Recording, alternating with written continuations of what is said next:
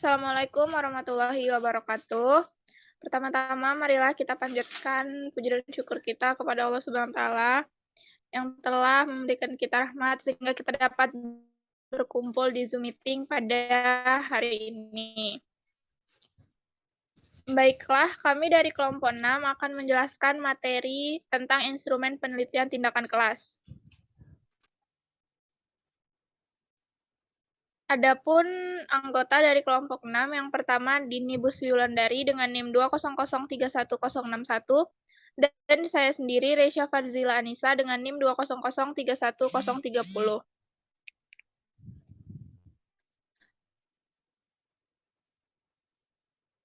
Materi yang akan kami bahas yaitu yang pertama instrumen PTK, yang kedua validitas dan reliabilitas instrumen, dan yang ketiga refleksi dalam PTK.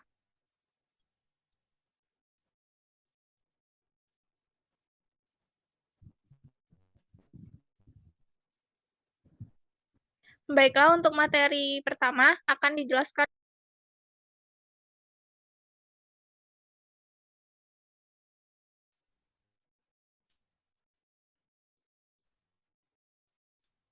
Baik, terima kasih moderator. Saya akan menjelaskan mengenai instrumen PTK.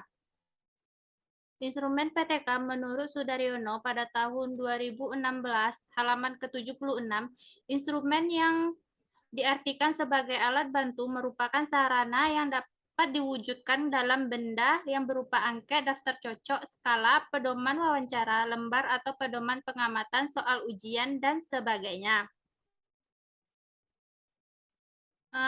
Terus menurut Darmadi pada tahun 2011 halaman 85, instrumen adalah alat untuk mengukur informasi atau melakukan pengukuran.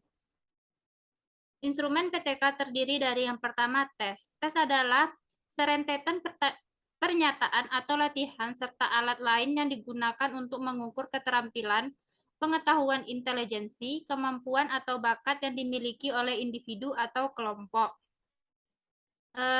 Selanjutnya, ditinjau dari sarana atau objek yang dievaluasi, maka dibedakan adanya beberapa macam tes dan alat ukur, yaitu tes kepribadian, tes bakat, tes intelijensi, dan tes sikap, tes minat, dan tes prestasi yang menurut Suharsimi pada tahun 2010, halaman 194.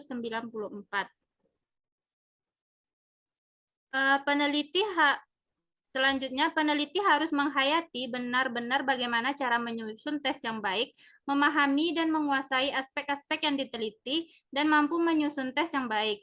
Ini berarti peneliti harus mampu merumuskan dengan baik yang pertama, kisi-kisi tes, yang kedua mampu membuat soal, yang ketiga mampu melakukan uji coba dan mengolah hasilnya, serta yang keempat yaitu mampu mengadministrasikan dengan baik tes yang telah disusun.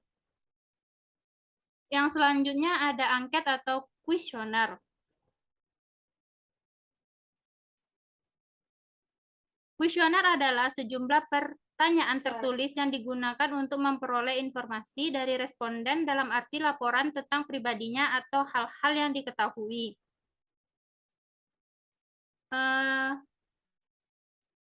Kuesioner dapat dibedakan atas selanjutnya, yaitu kuesioner selanjutnya, menurut Ari Kunto pada tahun 2010, halaman 195, kuesioner dapat dibedakan atas beberapa jenis tergantung pada sudut pandang. Yang pertama, dipandang dari cara menjawab. Seperti yang kuesioner terbuka yang memberikan kesempatan kepada responden untuk menjawab dengan kalimatnya sendiri. Selanjutnya ada kuesioner tertutup yang sudah disesuaikan jawabannya sehingga responden tinggal memilih. Selanjutnya, kombinasi kuesioner terbuka dan tertutup yang jawabannya disediakan namun sebagian akhir setiap pertanyaan dikosongkan atau diisi responden dengan jawaban yang lebih sesuai dengan keadaannya. Yang selanjutnya, dipandang dari jawaban yang diberikan. Yang pertama ada kuesioner langsung, yaitu responden menjawab tentang dirinya. Selanjutnya ada kuesioner tidak langsung, yaitu jika responden menjawab tentang orang lain. Instrumen angket atau kuesioner ini, walaupun banyak sekali digunakan pada saat penelitian, namun memiliki beberapa kelemahan. Di antaranya, responden sering tidak teliti dalam menjawab sehingga ada pertanyaan yang tidak dijawab. Selanjutnya, kadang sukar dicari validitasnya. Sering tidak kembali, terutama jika angket ini dikirim melalui pos. Kadang jawaban yang diberikan responden tidak jujur dan sengaja dibuat salah. Yang ketiga ada wawancara atau interview. Menurut Suharsini pada tahun 2013, halaman 198 mengatakan, interview adalah sebuah dialog yang dilakukan oleh pewawancara untuk memperoleh informasi.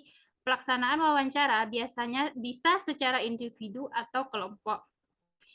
Selanjutnya, menurut Ulfatin pada tahun 2014, halaman 189, wawancara atau percakapan dilakukan oleh dua belah pihak, yaitu peneliti sebagai pewawancara dan subjek penelitian sebagai informan.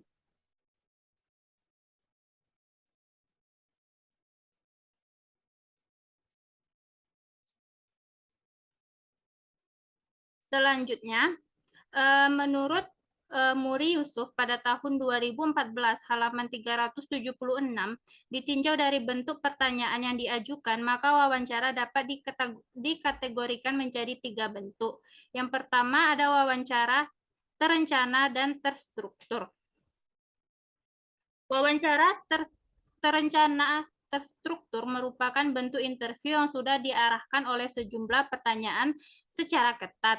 Selanjutnya, wawancara terencana tetapi tidak terstruktur adalah interview yang sudah diarahkan oleh sejumlah daftar pertanyaan tidak tertutup, kemungkinan memunculkan pertanyaan baru yang idenya muncul secara spontan sesuai dengan konteks pembicaraan yang dilakukan.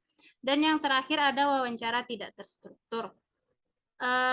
Wawancara tidak terstruktur atau bebas adalah interview yang dilakukan secara spontan dan terfokus pada pusat-pusat permasalahan tanpa adanya format pertanyaan tertentu secara ketat. Wawancara yang dilakukan oleh peneliti digunakan untuk menilai keadaan seseorang, misalnya untuk mencari data tentang variabel latar belakang murid, orang tua, atau pendidikan. Wawancara dalam penelitian dapat dilakukan secara berentang mulai dari situasi formal sampai dengan informal, atau dari pertanyaan yang terstruktur sampai dengan tidak terstruktur. Yang keempat ada observasi. Observasi adalah mengadakan pengamatan secara langsung atau merupakan pengamatan dan pencatatan suatu objek yang difokuskan pada perilaku tertentu. Adapun jika mengacu pada fungsi pengamat dalam kelompok kegiatan, maka observasi dibedakan menjadi 2 bentuk menurut Muri Yusuf pada tahun 2014. Yang pertama ada partisipan observer, yaitu pengamat secara teratur berpartisipasi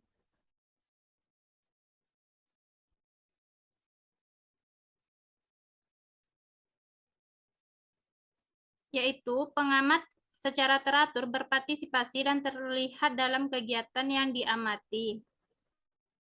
Dalam hal ini, pengamat memiliki fungsi ganda sebagai peneliti yang tidak diketahui dan dirasakan oleh anggota yang lain, dan sebagai anggota kelompok. Peneliti berperan aktif sesuai dengan tugas yang dipercayakan kepadanya.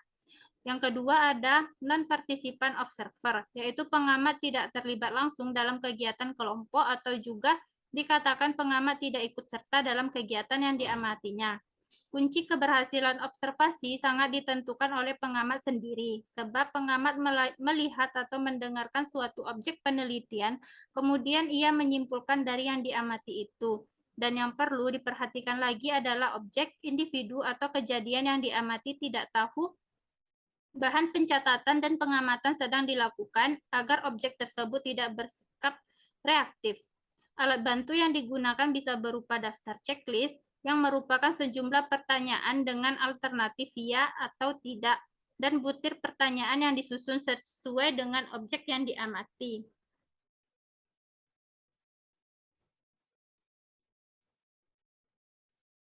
Selanjutnya ada skala bertingkat atau rating scale.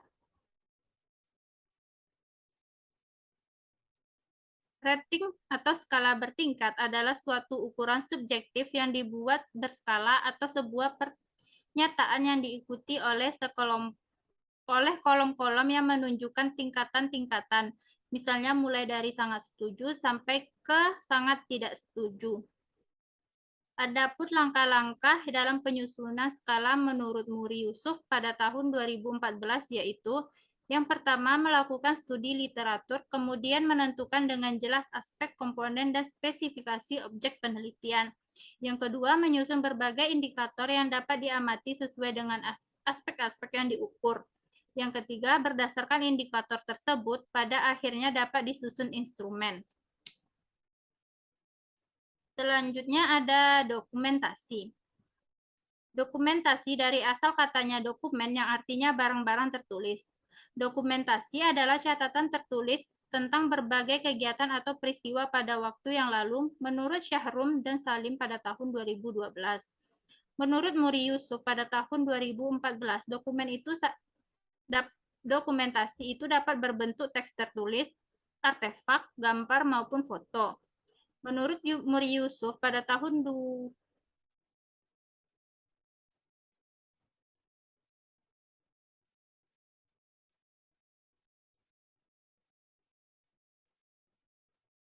Menurut Muri Yusuf, pada tahun 2014, dalam melaksanakan metode dokumentasi, peneliti menyelidiki benda-benda tertulis seperti buku, majalah, peraturan-peraturan, notulen rapat, catatan harian, dan sebagainya.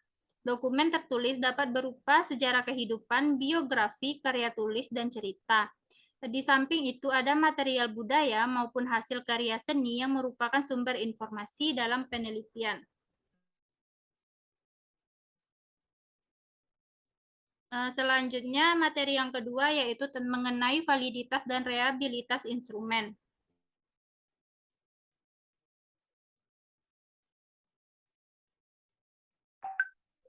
Menurut Madya, pada tahun 2007 terdapat 5 jenis validitas dalam penelitian tindakan kelas. Yang pertama ada validitas demokratik, yang kedua validitas hasil, yang ketiga validitas proses, yang keempat validitas katalitik, dan yang terakhir ada validitas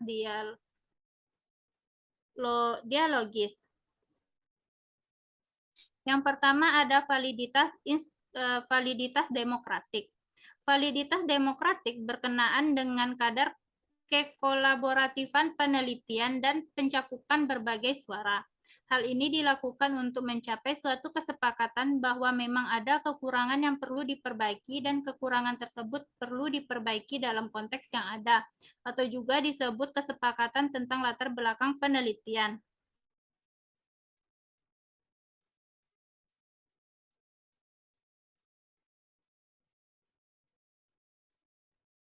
Selanjutnya yaitu validitas hasil. Validitas hasil mengandung konsep bahwa penelitian tindakan kelas membawa hasil yang sukses di dalam konteks penelitian tindakan kelas yang diteliti. Hasil yang paling efektif tidak hanya melibatkan solusi masalah, tetapi juga meletakkan kembali masalah ke dalam suatu kerangka sedemikian rupa sehingga melahirkan pertanyaan baru. Validitas hasil juga tergantung pada validitas proses pelaksanaan peneliti yang merupakan kriteria berikutnya.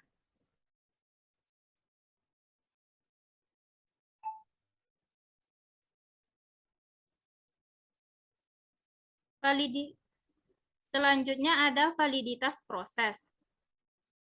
Validitas proses berkenaan dengan keterpercayaan dan kompetensi yang dapat dipenuhi dengan menjawab sederet pertanyaan. Perlu dicatat bahwa kompetensi peneliti dalam bidang terkait sangat menentukan kualitas proses yang diinginkan dan tingkat kemampuannya untuk melakukan pengamatan dan membuat catatan lapangan. Jika wawasan, pengetahuan, dan pemahaman tersebut kuat, maka peneliti akan dapat dengan lebih mudah menentukan perilaku-perilaku mana yang menunjang tercapainya perubahan yang diinginkan dengan indikator yang tepat, dan juga perilaku-perilaku mana yang menghambatnya. Sekian pemaparan materi dari saya, selanjutnya saya kembalikan kepada moderator. Baiklah, terima kasih kepada Dini Busfi Wulandari atas pemaparan materinya. Materi selanjutnya akan saya jelaskan sendiri.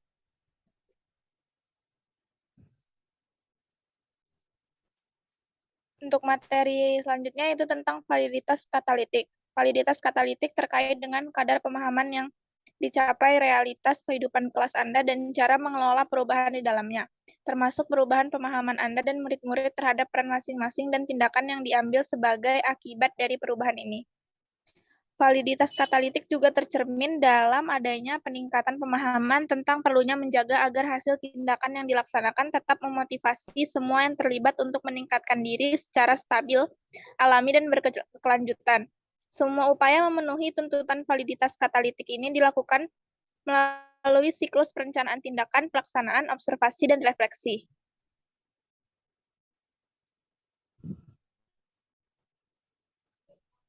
Yang berikutnya adalah validitas dialogik. Validitas dialogik sejajar dengan proses review sejawat yang umumnya dipakai dalam penelitian akademik. Secara khas, nilai atau kebaikan penelitian dipantau melalui tinjauan sejawat untuk publikasi dalam jurnal akademik. Sama halnya review sejawat dalam PTK berarti dialog dengan guru-guru lain, bisa lewat sarasehan atau dialog reflektif dengan teman yang kritis atau pelaku PTK lainnya, yang semuanya dapat bertindak sebagai jaksa tanpa kompromi. Berikutnya, kriteria validitas dialogis ini dapat juga mulai dipenuhi ketika penelitian masih berlangsung, yaitu secara beriringan dengan pemenuhan kriteria demokratik, yaitu setelah seorang peserta mengungkapkan pandangan, pendapat, atau gagasannya. Dia akan meminta peserta lain untuk menanggapi secara kritis sehingga terjadi dialog kritis dan reflektif. Selanjutnya adalah reliabilitas instrumen. Terkait dengan reliabilitas dalam PTK, menurut dia tahun 2007 menjelaskan bahwa reliabilitas dilakukan dengan menyajikan atau dalam lampiran data asli seperti transkrip wawancara dan catatan lapangan, bila hasil penelitiannya dipublikasikan, menggunakan lebih dari satu sumber data untuk mendapatkan data yang sama dan kolaborasi dengan sejawat atau orang lain yang relevan. Materi ketiga yaitu refleksi dalam penelitian tindakan kelas. Refleksi dalam PTK adalah upaya untuk mengkaji apa yang telah terjadi, ada atau tidak terjadi, apa yang telah dihasilkan atau yang belum berhasil dituntaskan dengan tindakan perbaikan yang telah dilakukan. Hasil refleksi itu digunakan untuk menetapkan langkah lebih lanjut, yaitu upaya mencapai tujuan PTK. Dengan adanya refleksi, akan diperoleh informasi positif tentang bagaimana guru dapat meningkatkan kualitas pembelajaran serta menjadi bahan sejauh mana hasil belajar tercapai. Aktivitas refleksi ini dapat digunakan untuk peninjauan pada suatu kelas sehingga mendapatkan gambaran kondisi dari sebuah kelas. Aktivitas refleksi berguna sebagai peninjauan pada kelas atau sebuah kelompok, berguna untuk menggambarkan situasi dan kondisi dari sebuah kelas, apa yang terjadi pada siswa dan masalah yang mereka temui, bisa memaksimalkan dan lebih menonjolkan potensi setiap siswa atau individu dalam sebuah grup. PTK diawali oleh refleksi guru terhadap pembelajaran yang telah dilakukannya, lalu menganalisis kompetensi dasar atau KD yang paling sulit dikuasai oleh siswa, kemudian menyusun rencana tindakan untuk memperbaiki atau meningkatkan kualitas pembelajaran. Berikutnya adalah hal-hal yang harus ditulis dalam refleksi. Yang pertama ada deskripsi, yaitu menggambarkan apa yang terjadi, apa yang Anda lihat, apa yang Anda alami, dan apa yang Anda lakukan di dalam kelas. Yang kedua ada rasa dan pikiran. Yang ketiga ada evaluasi, yang keempat ada analisis, yang selanjutnya ada kesimpulan, dan yang terakhir ada rencana ke depan. Selanjutnya adalah manfaat refleksi dalam PTK.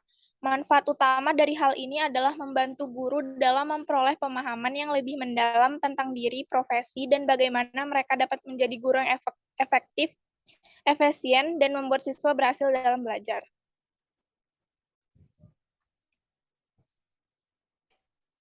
Baik, sekian pemaparan materi dari saya, dan sekian pula lah penjelasan materi dari kelompok kami.